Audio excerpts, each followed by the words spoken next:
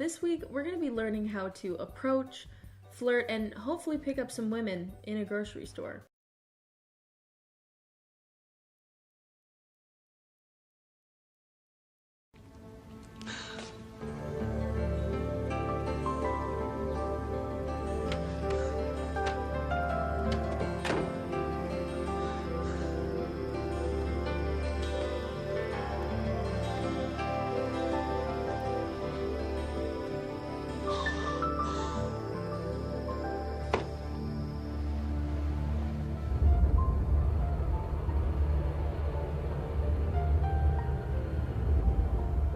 Leads to not like the women at the office understand me. And pretty soon the women at the office start looking better and better, and your family looks worse and worse, and before you know it, boom, you've lost everything.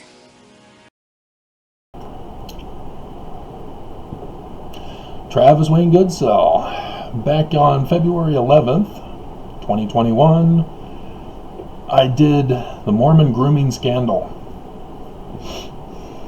in which I had remembered the old purity video that was most likely shown in seminary, early morning seminary class for me back in the 80s. Back to the 80s, back to... And I showed in that video how grooming works. An ex-Mormon grooming scandal, sorry. That was the name of the video. And so it was in response to seeing John DeLynn. This would have been the first of John DeLynn series videos, because psychology is a fraud. And he's trained to know how to groom, because he's supposed to help people who've been groomed get over it. Psychologists don't cure anybody. They just perpetuate the trauma and tell people to just get over it, move on with their life. That's the sad part. And so Zelf, I don't know what their real names are, so I've done a video. Mrs. Zelf reveals the garment markings. She I guess she did a fashion try-on or something like that, or she was wearing a shirt while doing a video, and I can't remember what, but it was cool. I've communicated with Zelf before. Zelf was wearing a very cool t-shirt, and I wanted to know where he got it from, and he sent me the link. So they know of me. I have responded, but among their billions of followers, it's not like I'm on the top of their mind all the time. And so in this ex-Mormon grooming scandal, I go over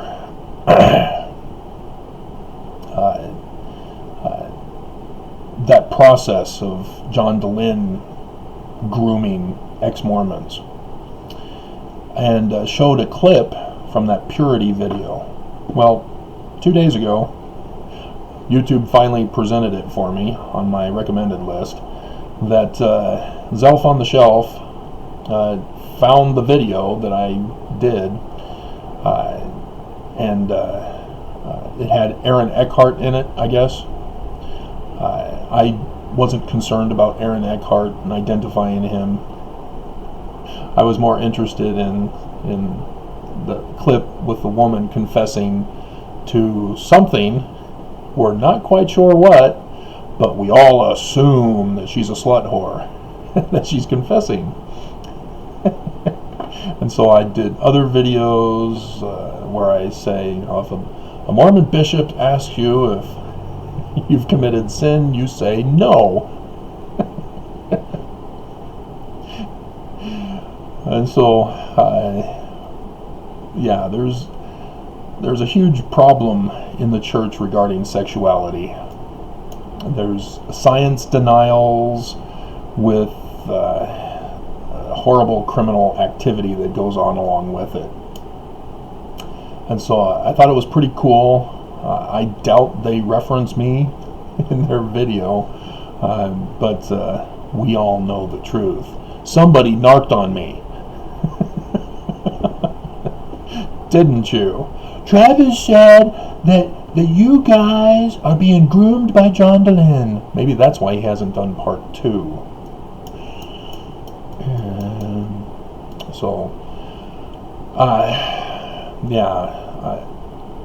Knowing that the church has groomed Mormons is something that the church should be held accountable in the law. And we don't have a justice system that will allow it, especially here in Utah. But going around telling everybody of abuse is the fallback. I mean, what do? We have to warn people, and if we can't do it through the proper protocols and procedures of the law, then we have no choice but to protest and verbally speak of it on the housetops, so to speak. In Mormon dating, we'll go right to the root cause.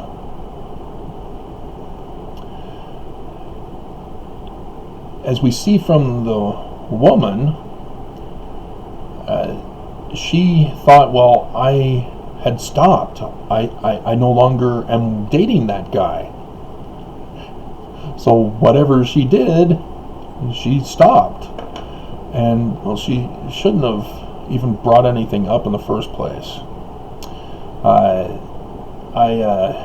was roommates for a little while with a guy from Brazil named Gabriel. And he confided in me that he went to have a bishop's interview and was kind of discouraged and upset because the bishop used a past sin that he had done in Brazil, I guess. Whether he was a Mormon in Brazil, I didn't ask too many questions. But I did ask, was it taken care of with the bishop in Brazil? He said, yeah. Oh, okay, well then go back and tell the bishop that it was already resolved. That's why I tell you, when the bishop asks you if you've committed any sins, you say no. But the church puts so much guilt on us that we're like totally paranoid as to what we can or what we can't do, and we'll just focus on sexuality. You know, the church now has put out the For Strength of the Youth, which tells the uniform that children are supposed to wear. And so what do Mormons do when they see somebody who's not a Mormon, or maybe they'll see a Mormon who's not dressing like them? I don't know if you saw the TYT news coverage. Apparently it was all over the news, not just TYT. It's online. Everybody knows about it. There was a BYU kid who saw a woman at BYU, fellow woman at BYU, and he decided to take it upon himself to write her a secret note,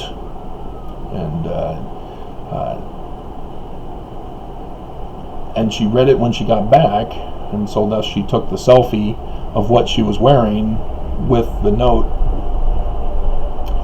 and it was about how she was not following the BYU dress code with what she was wearing, and she was fully clothed. down to the wrists, down to the ankles, even up covering the neck. What part of the dress code are they changing there at BYU?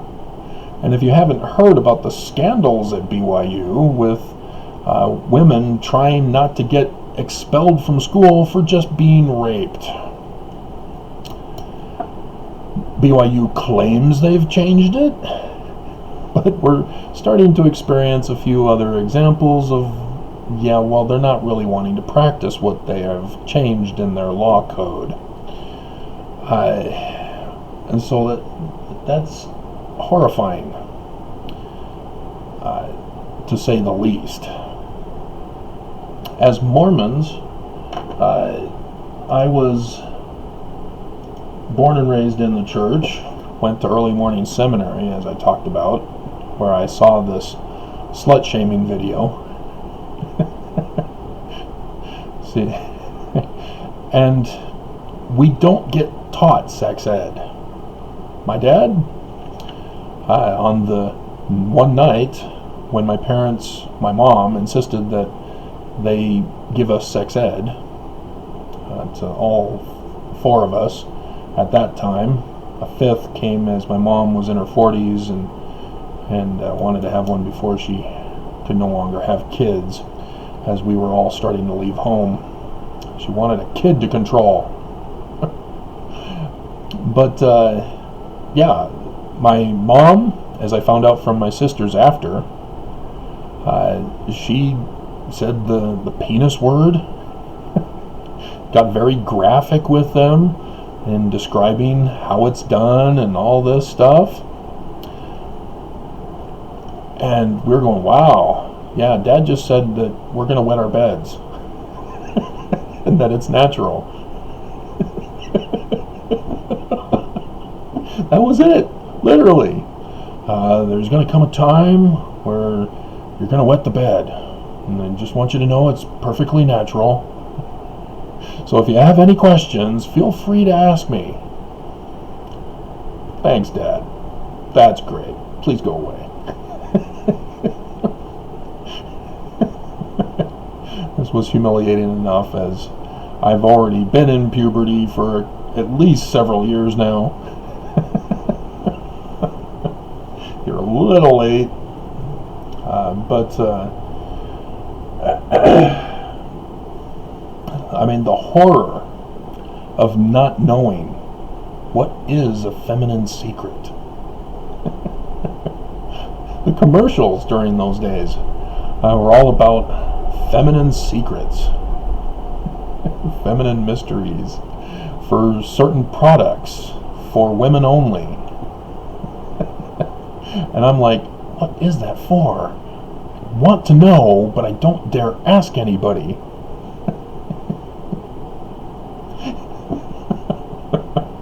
And then when I found out in my first marriage, yeah, I soon realized, uh-oh, now I know why I didn't want to know. Not because of the natural biological process, but because of the consequences of the natural biological process. And it's bizarre how abstinence-only sex ed causes us to deny our own sexuality and then condemn the other sex for theirs.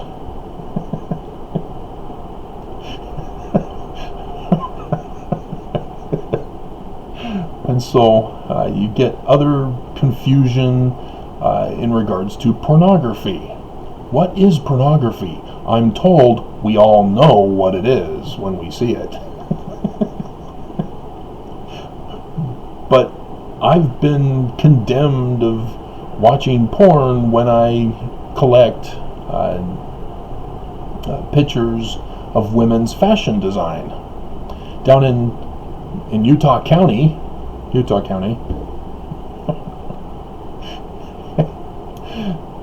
they have a ban on women's magazines.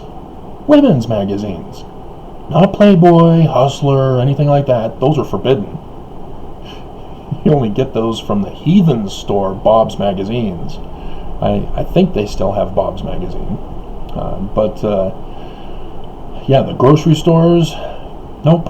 In Utah County, they must be covered up. Those women are immodest and therefore it's porn. What is porn then? Is it immodesty? But what constitutes immodesty?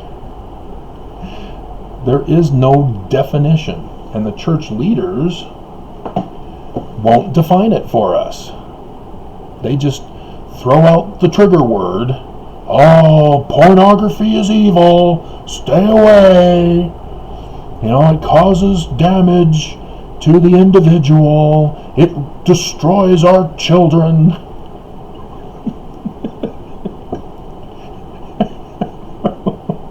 And it breaks up the family. Pretty soon, the pictures at the grocery store start looking better and better, and your family starts looking worse and worse, and before you know it, boom, you've lost everything. Together Forever video, where the guy's talking about the women at the office instead. But if I have to explain it,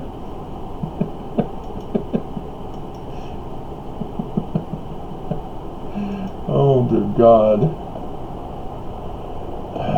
And so, what is a Mormon to do? Because when we do get married, well, in the dating courtship part, the women have their own preconceived fantasies of how the boy is supposed to respond and act and behave, and the guys likewise have their expectations of how they would like the woman to behave and respond. And never the twain do mix. And so when our natural biological urges kick in at the same time, well, that's a recipe for a fun time. Disaster. As it's all fun and games until the woman gets pregnant. And, you know, we're not supposed to be buying contraception because we're not supposed to be having sex in the first place. And so, yeah, the church sort of sets a trap for us. And likely this poor little sweetie is a victim of that. But she's not dating that guy anymore. He got what he wanted out of her, and he's no longer with her. But then he's gonna have to do it again. But yeah, that's the whole science denial part of it, with the abstinence only training. And so in the dating, the church orders anybody under 18 now to group date. I don't know if they're promoting orgies for our youth.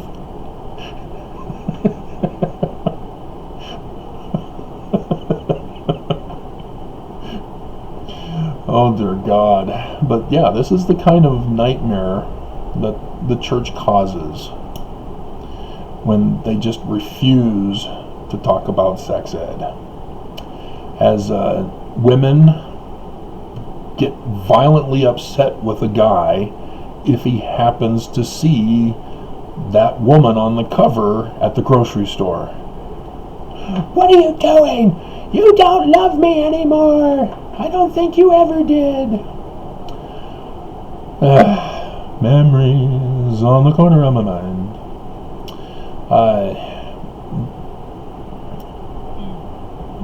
But let me set the record straight.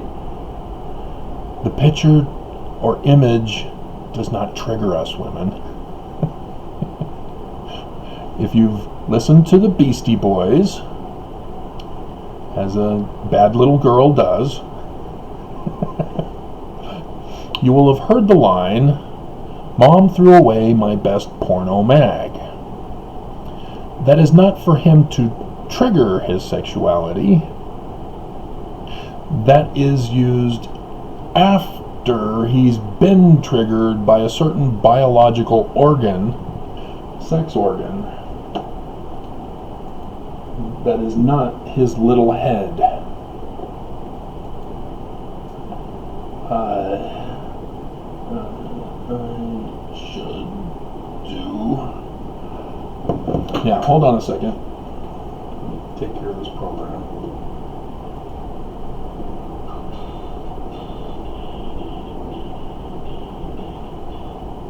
So that means the video is over 20 minutes.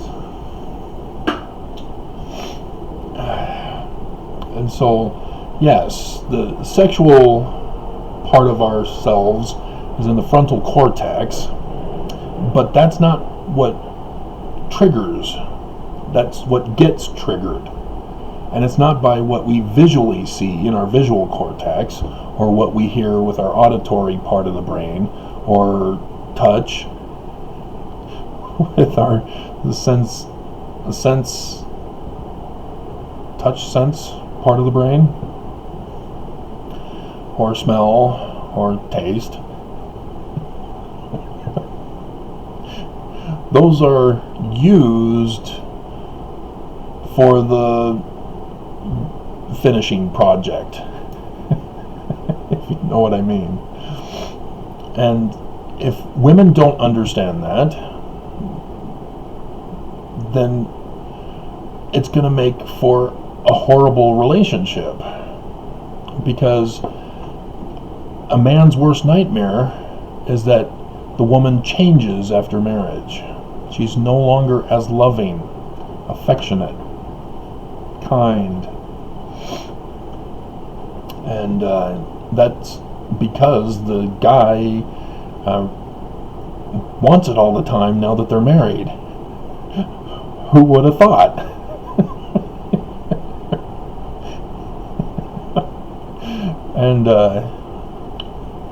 And so then problems ensue as the woman is insecure about her image. We married you. We like your image. Trust me. The worst thing you can do to a relationship is be insecure about your image. We chose you for your image. And yes, there are guys who have different tastes and different shapes and sizes. So find the one that's right for you. But to turn out the lights, get on the altar, under the covers of the altar, and expect the guy to get it over with quickly, because sex is a sin, right? Yeah, that doesn't help strengthen a marriage.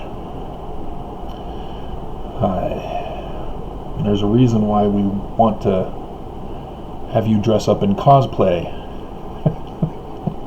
or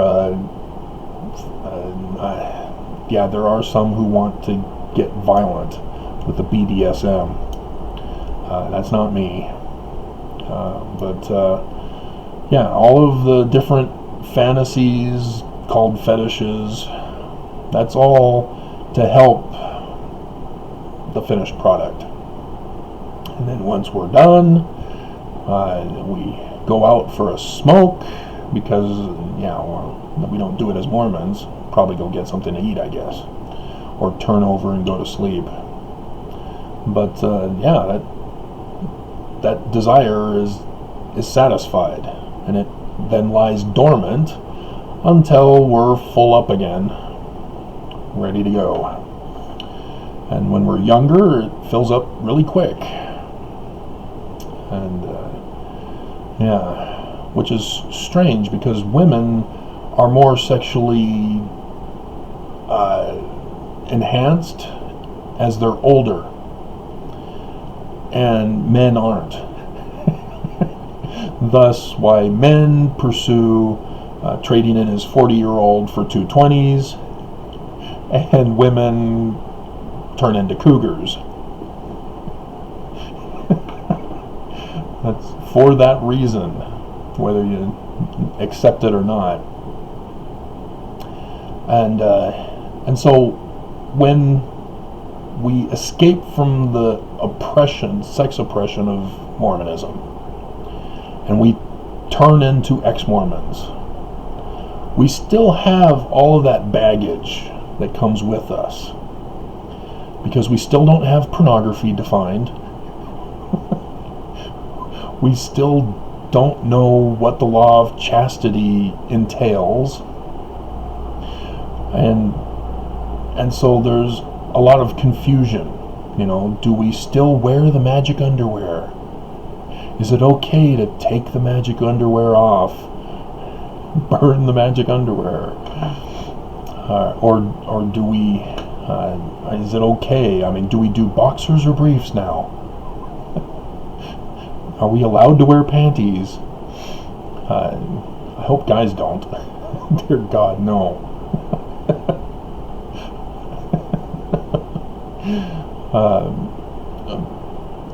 But yeah, I mean, what kind of a religion are we going to embrace now that we're no longer a part of Mormonism, because we've learned that Mormonism is wrong in so many different ways, whichever way we chose to leave it for. And so are we supposed to be still prudes, abstinence only? Are we supposed to be sexually promiscuous? Are we supposed to test drive before we buy? Horrible analogy. I heard that in the older singles ward. I was told that by women in the older singles ward, that they wanted to test drive men before they bought. And those women were the ones who didn't get married when they turned 18 with a returned missionary.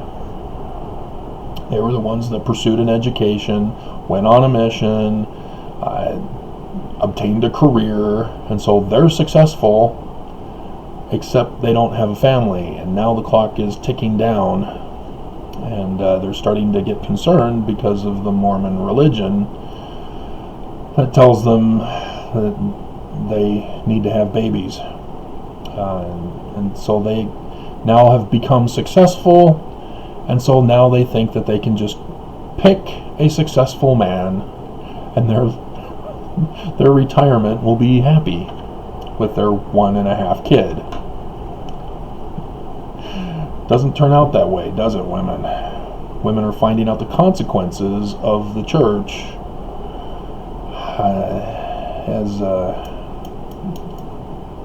the church then tricks women into getting the older women who become spinsters with living with cats to talk to the youth women, the young women, to warn them, marry the first guy you find. Don't end up like me, a successful woman. I think that's what the church is hoping for. Look at Sherry Dew. Successful woman?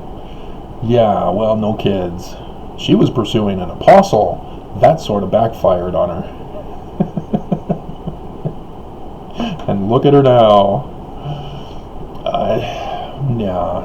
And so, I mean, are ex-Mormons allowed to live with someone they're not married to? But isn't marriage unacceptable before God? Because it's a civil thing, not an eternal marriage thing. Does it have to be done by a pastor? Do I have to join a Christian church in order to have sex?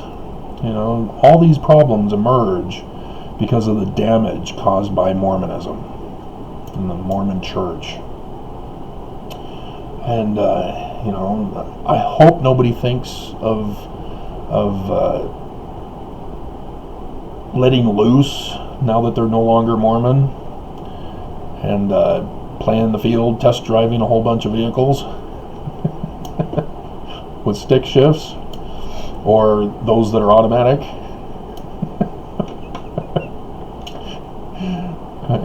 Exploring themselves, or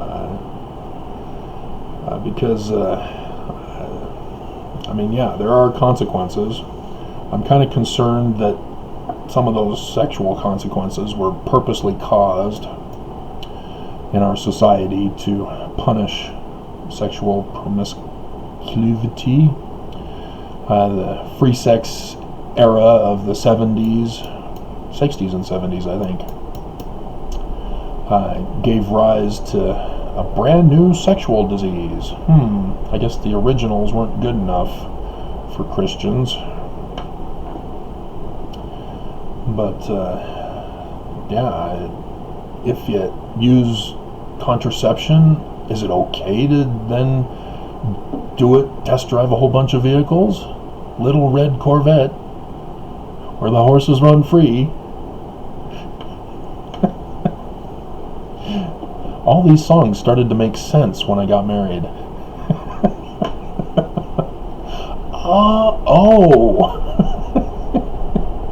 Uh-oh, I see. Wow.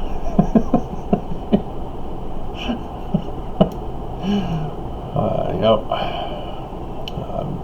Still had to figure out on my own the secret feminine hygiene stuff. Those still never made sense, though I started seeing new products being thrown in the garbage can. So, yeah, what a Messer splits. I don't know if that's an actual German word or if it's just Bugs Bunny's word. But, yeah, I mean, are we supposed to breed like rabbits? You know, there's still the government and economy factor that throws problems to add to the problems of the Mormon Church. Because in the Mormon Church, there's the family proclamation. And so if a man doesn't get himself a successful career to take care of a family and an 8-cow wife, Johnny Lingo, what is he supposed to do? Does he confess to his bishop that he's a loser and he can't get himself a job?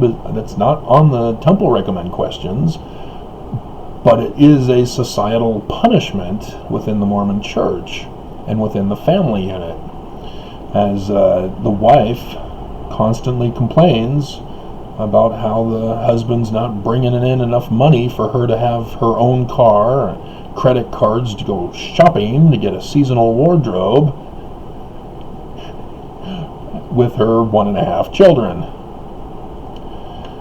because she doesn't want to have 8 cows or 8 calves. And so, yeah, guys are completely emasculated in the Mormon culture, as it justifies abuse, I guess.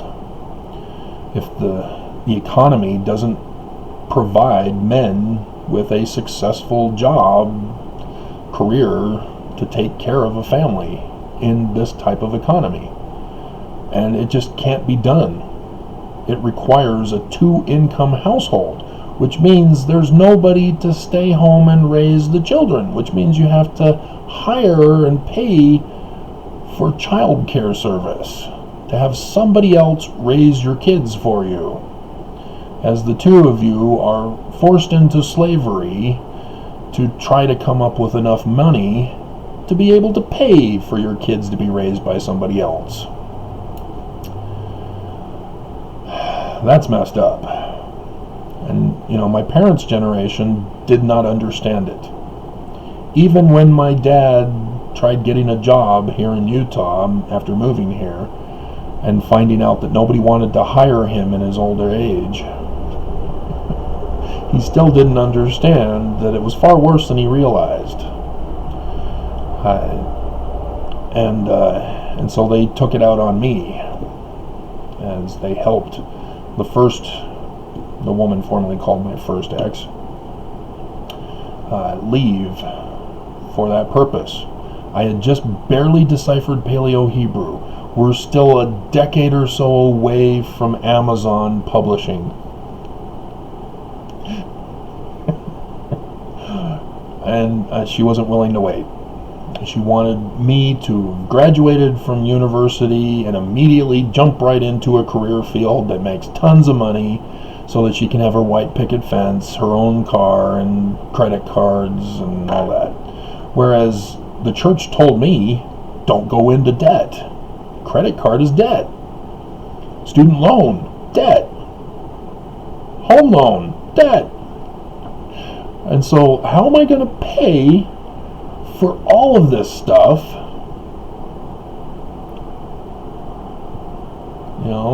without going into debt? That's why when I was at Rick's, I told you the story about Leanne, we'll refresh your memory on it. That's why I passed her up. She was perfect for me.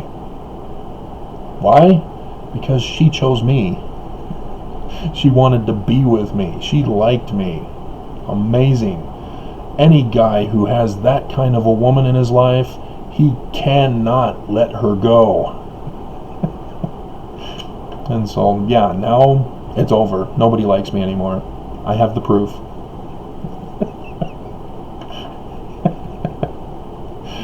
And, yeah, what is a Mormon boy to do who's no longer allowed at church and has been shunned also from the ex-Mormon community? So,